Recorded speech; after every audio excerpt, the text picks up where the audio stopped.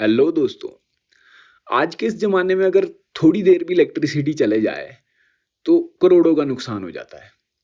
हमारी इस दुनिया में इस समय यदि कोई चीज़ सबसे ज़्यादा इंपॉर्टेंट हो चुकी है तो अगर मैं इसे इलेक्ट्रिसिटी कहूँ तो मुझे लगता है कि आप लोग सब मुझसे सहमत ही होंगे। आपके आसपास की सारी वस्तुएं कहीं ना कहीं इलेक्ट्रिसिटी से किसी न किसी तरह से जुड़ी ही होगी, चाहे उन्हें बनाने में इलेक्ट्रिसिटी की इंपॉर्टेंस हो या फिर काम ही इलेक्ट्रिसिटी पे करती होगी। ठीक है, तो चलिए देसी विज्ञान की इस यात्रा में इलेक्ट्रिसिटी को जाने और भी करीब से। ये इलेक्ट्रिसिटी की यात्रा शुरू होती है चार्ज से। वैसे तो इसे हम मैटर की फंडामेंटल प्रॉपर्टी के रूप में जानते हैं, पर आज हम जानेंगे कि हमने इसे इस रूप में पाया कैसे, क्यों हमने इसे फंडामेंटल प्रॉपर्टी बनाया। चार्ज की खोज का श्रेय किसी एक व्यक्ति को नहीं दिया जा सकता। इसकी अंडरस्टैंडिंग हमें बढ़ते समय के साथ होती गई। जैसे एंशिएंट ग्रीक और इजिप्शियंस का एम्बर को किसी चीज के साथ रब करने से होने वाला अट्रैक्शन की ओर ज्यादा संवेदन या चेतन होना, कि ये क्यों होता है। इसका मतलब हम चार्ज को एक्सपीरियंस करने तो लगे थे, पर उसका हम कारण नहीं जानते थे कि क्या है। हम कारण तो जानते नहीं थे, पर उससे पहले हमने इसको मापना सीख लिया था, और इसका मापने का श्रेय जाता है कूलम को। ये बात है 18th सेंचुरी की, जब हमें केवल ग्रेविटेशनल फोर्स के बारे में जानकारी थी, और उस समय के हिसाब से ये मैटर के मास पे निर्भर करती थी, और ये हमेशा एट्रैक्टिव नेचर की होती थी।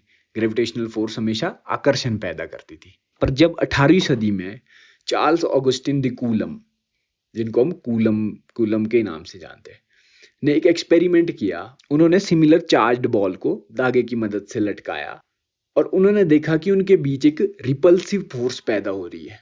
और हमें पता था कि ग्रेविटेशनल फोर्स हमेशा अट्रैक्टिव होती है, और उन दोनों के मास होने के बावजूद भी एक दूसरे को रिपेल कर रहे हैं। तो ये तो साला ग्रेविटेशनल फील्ड के नियमों के खिलाफ था, ग्रेविटेशनल फोर्स के नियमों के खिलाफ था। फिर यहां से पता लगा कि मैटर की ग्रेविटी के अलावा भी कोई प्रॉपर्टी है जो इस नई फोर्स को जन्म दे रही है। यहां से आइडिया है कि मैटर की कोई और प्रॉपर्टी भी है जो क्या इस नई फोर्स को जन्म दे रही है। और फिर कूलम ने इस फोर्स को डिफाइन किया, और इसे मापने के लिए तरह तरह के एक्सपेरिमेंट से, जिस पे ये डिपेंड करती थी, वो वेरिएबल पता किए और उसका लिए एक फॉर्मूला बना दिया। अब क्या हुआ, अब हम इसे माप तो रहे थे, पर इसका कारण नहीं जानते थे कि किस वजह से पैदा हो रही है चार्ज, किस वजह से। पर जब इलेक्ट्रॉन प्रोटॉन की डिस्कवरी हुई 19th सेंचुरी के में बाद में, तो हमने देखा कि ये पार्टिकल्स ही है जो चार्ज को जन्म दे रहे हैं। इनकी कंसंट्रेशन पे डिपेंड कर रहा है कि चार्ज क्या होगा किसी मैटर पे। तो बस अब हम चार्ज पैदा कर सकते थे, क्योंकि हमने क्या करना था, कंसंट्रेशन ऑफ इलेक्ट्रॉन बढ़ानी घटानी थी, बस उससे वजह से क्या हो रहा था, चार्ज हो रहा था। इसी तरह से फिर क्या हुआ, different different methods of charging evolve होते रहे, क्योंकि अब हम चार्ज बना सकते थे, अलग अलग मेथड से हमने चार्ज की कंसंट्रेशन ऊपर नीचे करनी शुरू कर दी।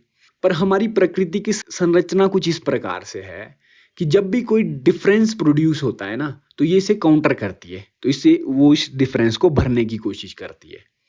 जैसे आप इस एग्जांपल से समझो, जब पानी होता है ना जो पहाड़ों से वो नीचे नदी की ओर, नदी से होके हुए वो समंदर की ओर जाता है, तो वो क्यों बह रहा है, क्योंकि हाइट का डिफरेंस है। हाइट को डिफरेंस को काउंटर करने के लिए क्या, पानी बह रहा है।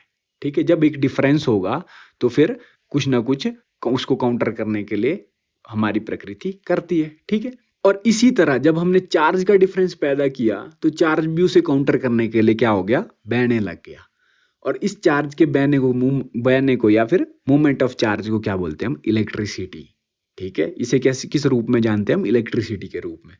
और जितना ज्यादा चार्ज के बीच का डिफरेंस होगा उसको क्या बोलते हैं हम, पोटेंशियल, उतना ज्यादा पोटेंशियल होगा जी। तो ये थी चार्ज और इलेक्ट्रिसिटी की कहानी। और अगर आप चाहते हैं कि इलेक्ट्रिसिटी की एप्लीकेशन और इलेक्ट्रिसिटी पे मैं और एक डीप वीडियो बनाऊं, इसका पार्ट 2 बनाऊं, so do comment about it and also like and share this video. धन्यवाद।